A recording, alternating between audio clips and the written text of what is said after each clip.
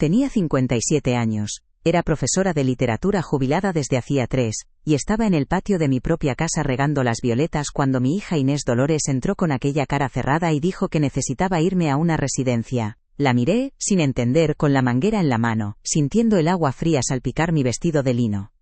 Su voz era un témpano de hielo en una mañana de marzo. Me dijo que ya no podía ocuparme de mí misma, que era una carga. La humillación fue tan pública, tan calculada, que me quedé sin aire. Pero lo que ni ella ni yo sabíamos es que el verdadero espectáculo estaba a punto de empezar. Hasta que una hora después, un Mercedes se detuvo en la puerta y lo cambió todo. Os contaré cómo esa humillación se convirtió en mi mayor acto de dignidad. ¿Puedes imaginar lo que es ser expulsada por tu propia hija de la casa que compraste con tu herencia familiar y la jubilación de 35 años de magisterio? ¿Puedes siquiera empezar a concebir el dolor de que la persona a la que le diste la vida te trate como a un mueble viejo que estorba? Yo viví esa pesadilla. Durante 3 años dormí en el cuartito del fondo, el cuarto de servicio, mientras ella y su marido Javier Alejandro ocupaban mis dormitorios, mi salón, mi vida. Me convertí en una empleada sin sueldo en mi propio hogar, y ese día, en el patio, frente a mis violetas, me despidieron. Fue el momento más oscuro de mi existencia, pero también fue el principio de una revelación que nadie, y menos mi hija, vio venir. Antes de contarte cómo transformé el dolor de la expulsión en una decisión que nadie esperaba, una que involucró abogados, documentos notariales, y una verdad que llevaba años oculta, te pido algo. Comenta aquí desde dónde estás viendo este vídeo y, si mi historia te toca de alguna manera, suscríbete ya al canal. Créeme, no vas a querer perderte lo que sucedió después de esa humillación. Lo que descubrí sobre mi herencia, sobre mi propia firma falsificada y sobre el verdadero motivo por el que Inés necesitaba que yo desapareciera de esa casa, es algo que necesita ser contado. Mi viaje apenas comenzaba en el momento en que cerré la puerta de mi casa por última vez. O eso creía yo. Esa mañana, el sol de marzo era tibio, pero los ojos de Inés eran glaciares. Javier Alejandro estaba detrás de ella, en silencio, con esa cobardía suya tan característica, incapaz de mirarme a la cara. «Mamá, hemos estado hablando», empezó Inés, con el tono profesional que usaba en su bufete de abogados.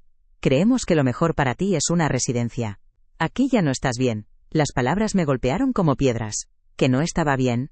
Yo cocinaba para ellos, limpiaba su desorden, cuidaba de mi nieta Sofía cada tarde porque ella llegaba a las 10 de la noche. Era su criada, su niñera, su cajero automático. Y ahora, simplemente me desechaba. «Si no quieres ir a una residencia, haz la maleta y sal de mi casa», sentenció. Su casa. La que yo pagué. Durante 3 largos años, mi mundo se había encogido hasta caber en el cuartito del fondo. Una cama individual, un pequeño armario, y una ventana que daba a un muro.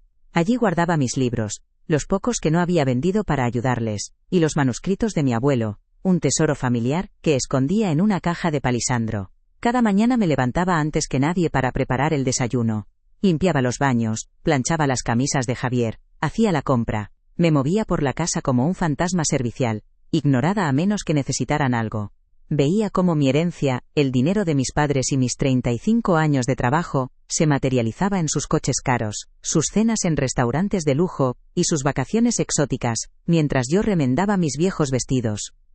Recuerdo el día que compré esa casa, poco después de que Alberto, mi marido, falleciera hace 13 años. Fue un acto de amor y de supervivencia. Quería un refugio para mi hija y para mi futura nieta. Usé hasta el último céntimo de la herencia de mis padres y de mi plan de jubilación. Recuerdo el olor a pintura fresca, la ilusión de elegir los muebles, la promesa que le hice a la memoria de Alberto de que cuidaría de nuestra hija por encima de todo. Qué ingenua fui. Creía que el amor incondicional generaba gratitud, no codicia.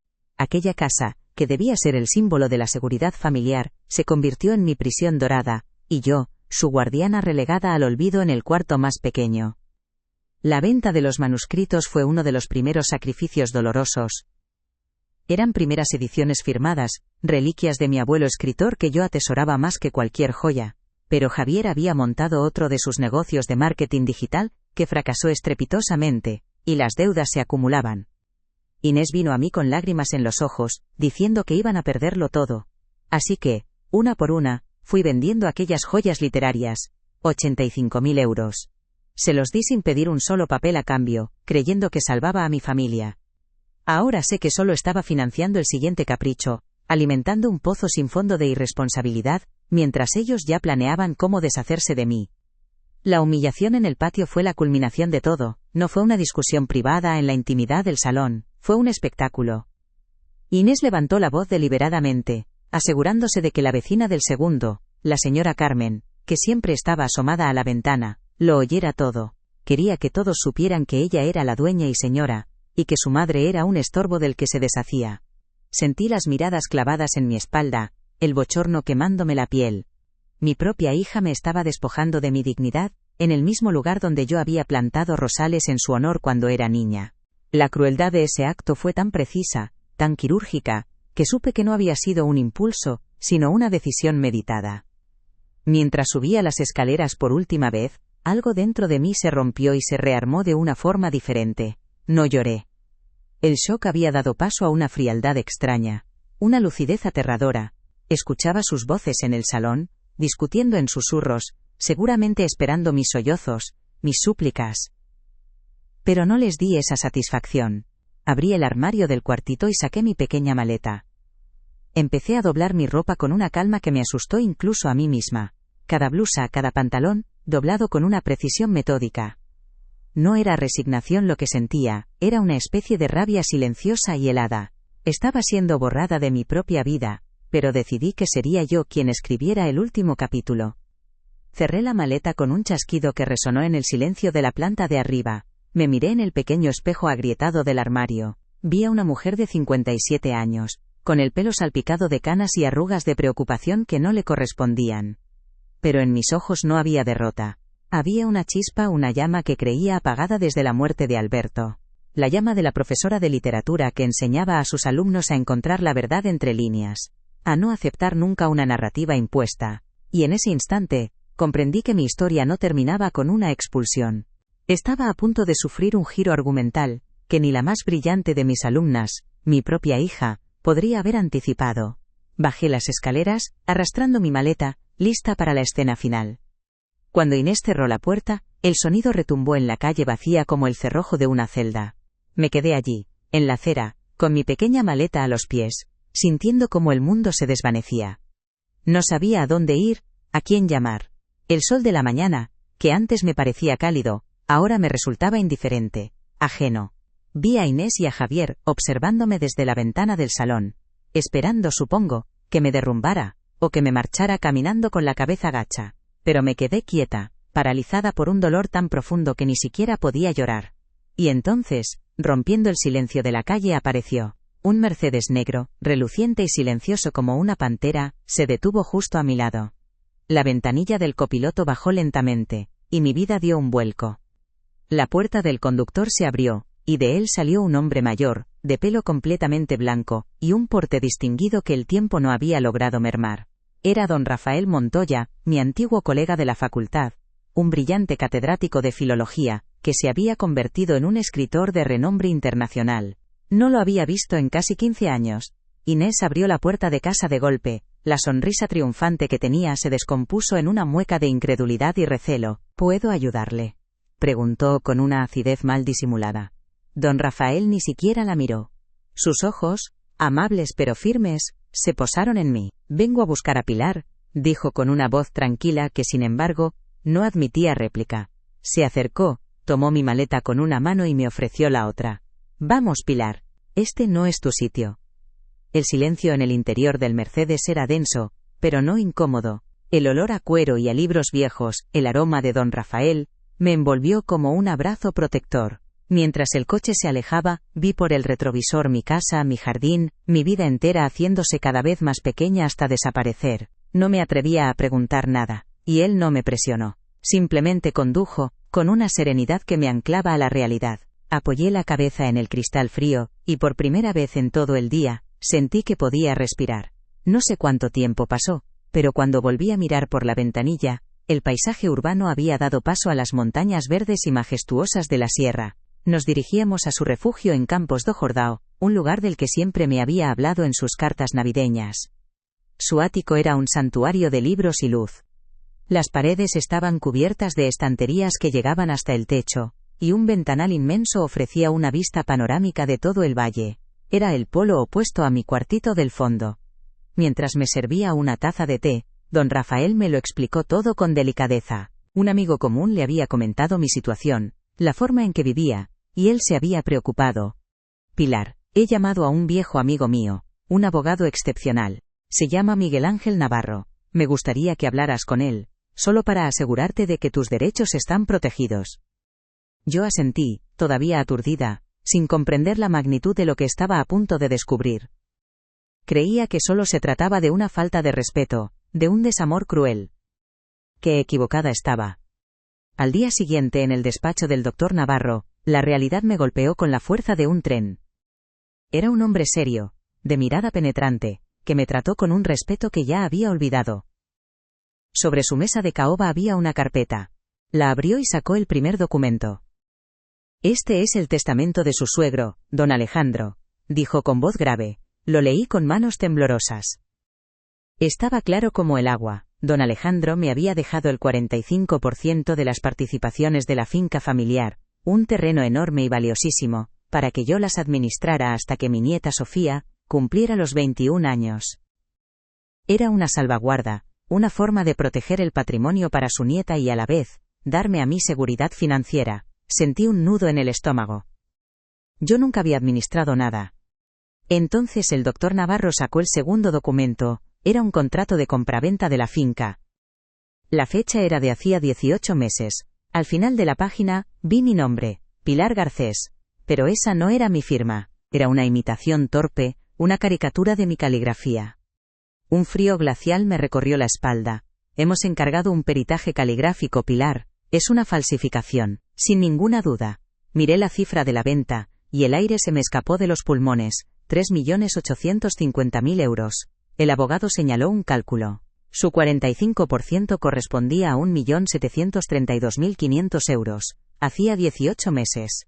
18 meses viviendo como una criada, pidiendo dinero para la compra, sintiéndome una carga, mientras mi hija, mi propia hija, me había robado casi 2 millones de euros. El horror no había terminado. El tercer documento era un extracto bancario. Allí estaba, en blanco y negro, la transferencia de 1.732.500 euros a la cuenta personal de Inés Dolores. La prueba definitiva e irrefutable. Cada pieza del puzzle encajó en su sitio con una claridad monstruosa. Su insistencia en que firmara aquel poder notarial años atrás, sus quejas constantes sobre el dinero, su irritabilidad, su prisa por deshacerse de mí. No era estrés, era el miedo de la criminal que teme ser descubierta. Durante año y medio, me había mirado a la cara cada día, sabiendo que había falsificado mi firma y vaciado mi herencia. La humillación en el patio no fue un acto de crueldad espontánea, fue el paso final para eliminar al testigo de su crimen. En ese momento, como un relámpago, recordé los manuscritos de mi abuelo. Se lo conté todo al doctor Navarro, la historia de las deudas de Javier, las lágrimas de Inés, mi sacrificio. Su rostro se ensombreció aún más. Me pidió unos días. Cuando volví a su despacho, la verdad era todavía más sórdida. Había rastreado la venta a través de un coleccionista. Los manuscritos se habían vendido por 85.000 euros. Y el dinero no se había usado para pagar ninguna deuda empresarial. Se había gastado en un apartamento alquilado en el centro, en viajes a París, y en regalos carísimos para una tal Valentina Ruiz, una joven influencer con la que Javier Alejandro mantenía una aventura desde hacía más de un año. La traición era total, absoluta y nauseabunda. El doctor Navarro colocó una última pila de papeles sobre la mesa. Era la demanda inicial. Un documento que detallaba la falsificación, la apropiación indebida, el fraude. Todo estaba allí, documentado, probado. Solo necesito su firma, Pilar, dijo con suavidad. Sostuve el bolígrafo sobre el papel. Por un instante, la imagen de Inés de niña, con sus coletas y su risa fácil, apareció en mi mente. Demandar a mi propia hija. Sonaba a monstruosidad, a algo contra natura. Pero entonces vi el cuartito del fondo, sentí la humillación en el patio, vi mi firma falsificada, y el rostro de esa tal Valentina, en una foto que el abogado me había mostrado. Esto ya no era una cuestión de amor o de perdón, era una cuestión de supervivencia y de justicia. No era venganza, era dignidad. Mi mano no tembló cuando firmé. Cada trazo de mi nombre, el verdadero, el que ella había intentado robar y falsificar, fue un acto de recuperación. Estaba recuperando mi historia, mi patrimonio, y sobre todo a mí misma. Al levantar el bolígrafo del papel, sentí que la mujer asustada y humillada que había llegado a aquel despacho había empezado a desaparecer. En su lugar, estaba naciendo otra Pilar. Una que había perdido la inocencia, sí, pero que había encontrado una fuerza que no sabía que poseía. Aquella firma no era solo un requisito legal, era una declaración de guerra. Y yo, la profesora de literatura jubilada, estaba a punto de dar la lección más importante de mi vida, una que mi hija abogada jamás olvidaría. 3 semanas después de recibir la notificación judicial, elegí el campo de batalla. No sería un tribunal frío ni un despacho de abogados, sino el Café Colonial Villa Mantovani, un lugar de tardes tranquilas, olor a bizcocho recién hecho, y tazas de porcelana. Llegué sola, 20 minutos antes de la hora. Llevaba un vestido azul marino de corte impecable que don Rafael me había ayudado a elegir, el pelo suelto con mis canas brillando con orgullo, y los labios pintados de un rojo intenso que no había usado en 20 años. La mujer que se sentó en aquella mesa de mármol, recta y serena, no era la misma que habían echado a la calle. Aquella mujer humillada, la del delantal manchado de tierra de las violetas, había muerto en el patio. Hoy, era yo quien dictaba las reglas del encuentro. Llegaron juntos, como siempre, formando un frente unido de arrogancia y nerviosismo. Inés llevaba su traje de chaqueta gris, su armadura de abogada exitosa, pero sus ojos me buscaron con una mezcla de desafío y pavor. Javier Alejandro caminaba un paso por detrás, con la mirada huidiza de quien sabe que va a ser desenmascarado. Al verme la expresión de mi hija vaciló. Esperaba encontrar a la madre rota, a la anciana desvalida que suplicaría clemencia. No estaba preparada para la mujer que la miraba desde el otro lado de la mesa, una igual, o quizás, por primera vez en mucho tiempo, una superior. Se sentaron en silencio, la tensión era tan densa que se podía cortar con el cuchillo de la mantequilla. Pidieron 2 cafés con una voz que apenas era un susurro. El camarero nos sirvió y se retiró, dejándonos envueltos en un silencio incómodo. Yo no tenía prisa. Bebí un sorbo de mi té, lentamente, observándolos por encima del borde de la taza. Podía ver el pulso de Inés latiendo con fuerza en su cuello, la forma en que Javier no dejaba de mover la pierna bajo la mesa. Querían que yo hablara primero, que me quejara, que llorara, que les diera el control de la situación. Pero yo había aprendido la lección más dura de mi vida. El silencio a veces es el arma más poderosa. Dejé que su ansiedad creciera, que el peso de su culpa los aplastara en aquella silla de terciopelo rojo. La profesora de literatura que había en mí, sabía que toda gran obra necesita un prólogo de suspense antes de que la trama principal se desate con toda su furia. Entonces, sin decir una palabra, saqué de mi bolso un sobre de papel manila grueso y pesado. Lo coloqué en el centro de la mesa con un gesto deliberado. El sonido seco del sobre contra el mármol fue como un disparo en la quietud del café. Los 2 pares de ojos se clavaron en él como si fuera una serpiente a punto de atacar. Dentro no había amenazas, solo la verdad en su forma más pura y brutal. Fotocopias.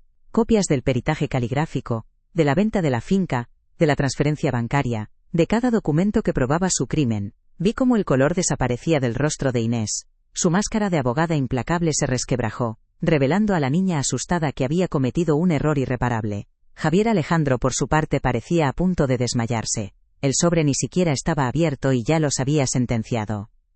Rompí el silencio. Mi voz no tembló, salió firme, clara y cortante, la misma que usaba en clase para imponer orden.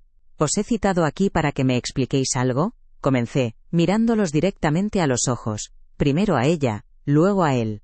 Explícame, Inés, ¿por qué falsificaste mi firma? Explícame por qué robaste más de 1.700.000 euros que eran míos por derecho, y que debía administrar para Sofía hasta que cumpliera 21 años. Explícame, por favor, con tus palabras de abogada. ¿Por qué me metiste a dormir en un cuartito de servicio, mientras te gastabas mi dinero, el dinero de tu abuelo, el dinero de tu padre? Cada pregunta era un golpe, preciso y calculado. No había emoción en mi voz, solo el peso gélido de los hechos. Inés abrió la boca, intentando articular una defensa. Empezó a balbucear algo sobre administración, inversiones, proteger el patrimonio. Las mismas mentiras que probablemente se había contado a sí misma para poder dormir por la noche. La interrumpí con un gesto de la mano. No me hables como si fuera una de tus clientas a las que puedes engañar con jerga legal. Hablo de falsedad documental y de apropiación indebida. Delitos. ¿Entiendes esa palabra, verdad? Su rostro se descompuso por completo. Javier, a su lado, era una estatua de pánico. Sabía que no había escapatoria. Las pruebas estaban sobre la mesa, y mi determinación era inquebrantable. Ya no era su madre sumisa, era su acusadora. La víctima que había decidido convertirse en la dueña de su propia justicia. Y entonces, decidí asestar el golpe final, el que destrozaría no solo su coartada legal sino también la farsa que era su vida. Y mientras tú, Inés, me robabas tú, dije, girándome hacia Javier, usabas el dinero de los manuscritos de mi abuelo, 85.000 euros, para financiar tu aventura con esa chica, Valentina Ruiz. Para pagarle un apartamento, viajes a París, joyas. Las joyas de tu abuela, Inés, las que te regalé el día de tu boda, las vendiste para pagar las deudas de juego de tu marido, y los caprichos de su amante. El shock en sus caras fue absoluto. No era solo el dinero, era la revelación de la podredumbre moral que había carcomido sus vidas. Habían profanado cada recuerdo, cada sacrificio, cada gramo de amor que les había dado. Fue entonces cuando Inés empezó a llorar. No eran lágrimas de arrepentimiento, eran lágrimas de desesperación, de rabia por haber sido descubierta. Sollozos de autocompasión de una criminal acorralada. Me miró, suplicante, esperando ver un atisbo de la madre que siempre perdonaba, que todo lo arreglaba. Pero esa madre ya no existía. La miré llorar con la misma frialdad con la que ella me había mirado en el patio mientras me ordenaba hacer la maleta. Sus lágrimas ya no me conmovían. Eran solo agua salada, la consecuencia inevitable de sus propias decisiones. Yo ya había derramado todas mis lágrimas en la soledad de mi cuartito del fondo. Las suyas llegaban demasiado tarde y no significaban nada para mí. Me levanté de la silla alisando mi vestido. Mi té estaba intacto. No necesitaba nada de ellos, ni sus explicaciones, ni sus disculpas, ni sus lágrimas. Mi dignidad no dependía de su arrepentimiento. El resto lo hablaremos a través de nuestros abogados, dije con una calma que los dejó helados. Espero que disfrutéis del café. Me di la vuelta y caminé hacia la salida sin mirar atrás. Sentí sus miradas clavadas en mi espalda, pero no me detuve. Al salir del café, y sentir el sol de la tarde en mi rostro, respiré hondo. Por primera vez en años, sentía que era libre. Los había dejado atrás, paralizados en su mesa, con un sobre pardo que contenía la prueba irrefutable de su traición. La justicia apenas empezaba, pero yo ya había ganado mi guerra. Mientras me alejaba con la cabeza bien alta, no sentí ni odio ni deseo de venganza. Sentí una extraña paz, la paz de quien ha cerrado un capítulo doloroso para siempre. La profesora de literatura había escrito su propio final, uno donde la protagonista no se dejaba vencer por la tragedia, sino que la utilizaba para reescribir su propia historia con tinta de coraje y dignidad. Inés y Javier se quedarían allí, en la penumbra de aquel café, enfrentándose a las ruinas de la vida que habían construido sobre mentiras y codicia. Yo, en cambio, caminaba hacia un futuro que, aunque incierto, era completamente mío. Un futuro donde nadie volvería a decirme que era una carga, o a relegarme a un cuarto del fondo. Mi casa, a partir de ahora, sería el mundo entero. El proceso judicial avanzó con la frialdad implacable de una maquinaria bien engrasada. No hubo gritos ni dramas en la sala del tribunal, solo el murmullo de papeles y la voz monótona de los peritos. El doctor Miguel Ángel Navarro fue metódico, un cirujano diseccionando una mentira. Presentó la pericia grafotécnica, un informe de 20 páginas que confirmaba sin una sola duda que la firma en el contrato de venta de la finca no era la mía. Era una imitación, hábil pero imperfecta. Vi el rostro de Inés al otro lado de la sala, pálido y tenso. Ella, la abogada brillante, había sido derrotada por la ciencia más básica, la que distingue la verdad de una falsificación. Por primera vez, entendí que la ley no era solo un arma que ella podía usar contra otros, sino un espejo que ahora le devolvía su propia imagen deformada. Después de la firma, llegaron los números. El doctor Navarro desplegó los extractos bancarios como un mapa del tesoro robado. Cada céntimo de los casi 2 millones de euros fue rastreado, desde la cuenta del comprador hasta la cuenta personal de Inés. No había inversiones, no había una administración prudente del patrimonio.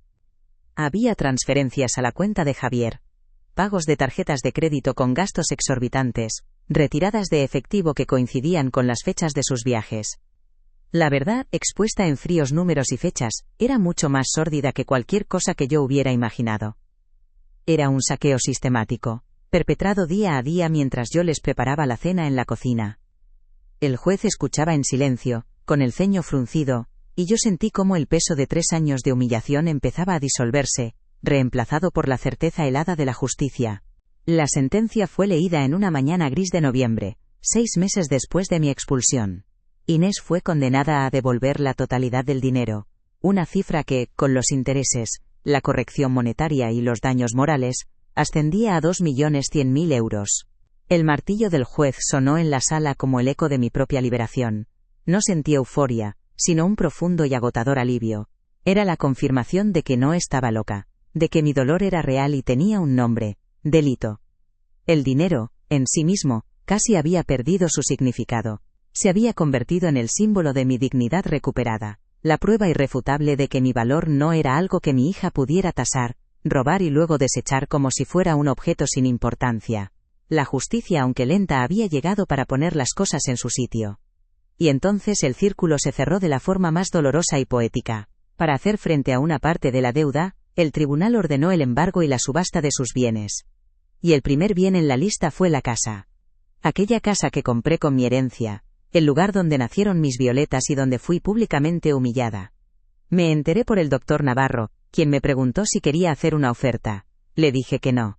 Aquel lugar ya no era un hogar, era un escenario de traición, y yo ya no pertenecía a esa obra. Ver las fotos en el portal de subastas, con mis muebles todavía dentro, fue como asistir al funeral de una vida que ya no era la mía. La casa, que había sido mi prisión, se convirtió en el precio de su codicia. Una justicia amarga, pero justicia al fin y al cabo. Como era de esperar, la estructura que habían construido sobre mentiras se derrumbó por su eslabón más débil. Cuando el dinero dejó de fluir, cuando las cuentas fueron embargadas y el lujoso estilo de vida se desvaneció, Javier Alejandro mostró su verdadera naturaleza. No tardó ni un mes en solicitar el divorcio. La abandonó con la misma facilidad con la que me había visto ser expulsada, sin una palabra, sin mirar atrás. Su lealtad no era hacia Inés, sino hacia el dinero que ella le proporcionaba. Se reveló como lo que siempre había sido: un parásito cobarde, un cómplice silencioso que disfrutó de los beneficios del crimen pero que huyó ante la primera señal de consecuencias. Inés se quedó sola, enfrentando la ruina financiera y el desprecio de un hombre por el que había sacrificado su propia integridad. Pero el golpe más profundo, la consecuencia más humana de todo aquel desastre, llegó a través de una llamada telefónica una noche de martes. Era Sofía. Su voz, al otro lado de la línea, era un hilo frágil, a punto de romperse. «Abuela», me dijo, y pude oír el llanto contenido. «Abuela, ¿puedo ir a vivir contigo? No aguanto más aquí». Mi corazón se encogió en un nudo de dolor y amor. Me contó que su madre apenas salía de su habitación, que la casa era un campo de batalla de silencio y reproches, y que Javier se había ido sin siquiera despedirse de ella. En ese momento comprendí que la verdadera víctima de todo esto siempre había sido ella, una niña de 16 años atrapada en el fuego cruzado de la ambición y la negligencia de sus padres. «Claro que sí, mi amor», le respondí sin dudar. «Ven a casa». Una vez más el doctor Navarro me guió a través del laberinto legal. Iniciamos un proceso para solicitar la guarda y custodia compartida, aunque en la práctica sería yo quien se haría cargo de ella. Para mi sorpresa, Inés no se opuso. Su abogado comunicó que aceptaba las condiciones sin ninguna objeción. Nunca supe si lo hizo por un atisbo de culpa, reconociendo que no estaba en condiciones de cuidar de su hija, o si fue simplemente por agotamiento, por no tener fuerzas para librar una batalla más. Quizás en el fondo de su ruina, un pequeño resto de la madre que una vez entendió que lo mejor para Sofía era estar lejos de ella. Fue su primer acto de verdadera generosidad en años, aunque naciera de la más completa derrota personal y moral. Recuerdo el día que Sofía llegó al ático de Campos do Jordão como si fuera ayer. Bajó del coche con una pequeña maleta y una mochila del instituto, con los hombros encogidos y la mirada perdida de quien ha vivido demasiado para su edad. Pero en cuanto cruzó el umbral y me abrazó, sentí como su cuerpo se relajaba, como si por fin pudiera soltar el aire que llevaba conteniendo durante meses. Don Rafael la recibió con una sonrisa cálida, y la trató con un respeto y una amabilidad que ella no conocía. Le mostró su habitación, el antiguo despacho, ahora lleno de luz, y con una vista espectacular a las montañas. Vi a mi nieta sonreír por primera vez en mucho tiempo, una sonrisa tímida, frágil, pero real. Don Rafael, con esa generosidad silenciosa que lo caracterizaba, se convirtió en la figura que Sofía nunca tuvo. Vació la mitad de su amado despacho, moviendo sus libros y manuscritos para hacerle sitio. Le compró un escritorio nuevo, una lámpara para que pudiera estudiar por las noches, y llenó la estantería con novelas juveniles que pensó que le gustarían. Hablaba con ella sobre historia, sobre arte, la escuchaba con una atención que su propio padre jamás le dedicó. Sofía, que había crecido sintiéndose invisible, empezó a florecer en aquel ambiente de calma y afecto. Encontró en él la figura paterna que Javier nunca fue, y en mí, la abuela presente que siempre había merecido. La herida familiar era profunda, pero allí, entre libros y montañas, estábamos empezando a construir algo nuevo. Y así, mientras la justicia seguía su curso en la ciudad, en nuestro refugio en la sierra comenzaba una nueva vida. Una vida tranquila, marcada por los horarios del instituto de Sofía, por el olor a café por las mañanas y por las largas conversaciones al atardecer en la terraza. El dinero recuperado estaba seguro en una cuenta, esperando a que Sofía fuera mayor, protegido de cualquier codicia. Yo había perdido una hija, o al menos la versión de ella que creía conocer, pero había recuperado a mi nieta y había encontrado un compañero de vida en don Rafael. No era un final feliz de cuento de hadas. Era algo mucho más real y valioso. Era una paz ganada a pulso, la prueba de que incluso después de la devastación más absoluta, siempre es posible volver a plantar violetas en un nuevo jardín. Han pasado 2 años desde aquel día en el café. Hoy os hablo desde un lugar muy diferente, no solo geográficamente sino existencialmente. Vivo en Campos do Jordão, en el ático de don Rafael, que ahora es nuestro hogar. Cada mañana me despierto con la vista de las montañas y el olor a pino, no con el miedo a los pasos de mi hija en el pasillo. Rafael y yo hemos construido una vida tranquila, llena de libros, de paseos por la naturaleza, y de un respeto mutuo que yo creía que ya no existía. Él no me rescató solo de una acera, me rescató de la idea de que mi vida había terminado. Me recordó que el otoño de la vida también puede tener flores, y las mías, al parecer, son más fuertes y resistentes de lo que jamás imaginé. Una de las primeras cosas que hice aquí fue escribir. Al principio, era solo una forma de ordenar el caos en mi cabeza, de poner en palabras el dolor, la traición y la humillación. Pero Rafael leyó aquellas páginas y vio algo más. Vio una historia que necesitaba ser contada. Así nació, entre libros y silencios, Memorias de una profesora. Nunca imaginé que aquel manuscrito, nacido de mis cenizas, se convertiría en un éxito de ventas, con más de 100.000 copias vendidas. No lo escribí por el dinero, que ya había recuperado, sino por la necesidad de dar un sentido a todo lo que había sufrido. Quería que mi historia sirviera para que otras mujeres, atrapadas en su propio cuartito del fondo, supieran que no estaban solas y que había una salida. Lo más increíble no han sido las ventas sino las cartas. Cientos de cartas de mujeres de toda España contándome sus propias historias de abuso patrimonial, de humillación familiar. Recuerdo una en particular, de una señora de 70 años de un pueblo de Galicia. Me contaba que, después de leer mi libro, había encontrado el valor para pedirle a un abogado que revisara los papeles de la herencia que su hijo le hacía firmar. Descubrió que la estaba estafando desde hacía una década. Su carta terminaba con una frase que lloro cada vez que la recuerdo. Gracias, Pilar. Me has devuelto la dignidad que ni siquiera sabía que me habían robado. En ese momento comprendí que mi dolor personal se había transformado en una fuerza colectiva. Y luego está Sofía, mi luz, mi ancla. Verla florecer ha sido la mayor recompensa de todas. Hoy es una joven brillante de 18 años que estudia psicología en la universidad. Su elección de carrera no fue una casualidad. Me dijo que quería entender la mente humana, entender por qué las personas que se quieren se hacen tanto daño. Quiere especializarse en terapia familiar y ayudar a niños y adolescentes que, como ella, han crecido en hogares rotos por la ambición y la negligencia. Ha transformado su propia herida en una vocación, en un deseo de sanar a otros. Estoy inmensamente orgullosa de la mujer fuerte, empática e inteligente en la que se está convirtiendo, a pesar de las cicatrices que sus padres le dejaron. Sofía vive con nosotros durante las vacaciones y muchos fines de semana. Su risa llena este ático de una alegría que contrasta brutalmente con el silencio opresivo de su antigua casa. Con Rafael, ha encontrado esa figura paterna que Javier nunca supo ser. Hablan de cine, de política. Él la ayuda con sus trabajos de la facultad. La escucha. Es algo tan simple, pero para ella lo es todo. Verlos juntos, discutiendo un libro en la terraza, me confirma que la familia no es una cuestión de sangre, sino de presencia, de cuidado, de respeto. Hemos creado nuestro propio núcleo, una pequeña tribu de 3 almas, que se encontraron en medio de una tormenta, y decidieron construir un refugio juntas. ¿Y qué fue de Inés? La justicia terrenal hizo su trabajo, pero las consecuencias reales fueron mucho más allá del dinero. Perdió la casa en la subasta, su reputación como abogada quedó destrozada y, como era de esperar, Javier la abandonó en cuanto las cuentas bancarias se vaciaron. Lo perdió todo, su estatus, su matrimonio, el respeto de su hija.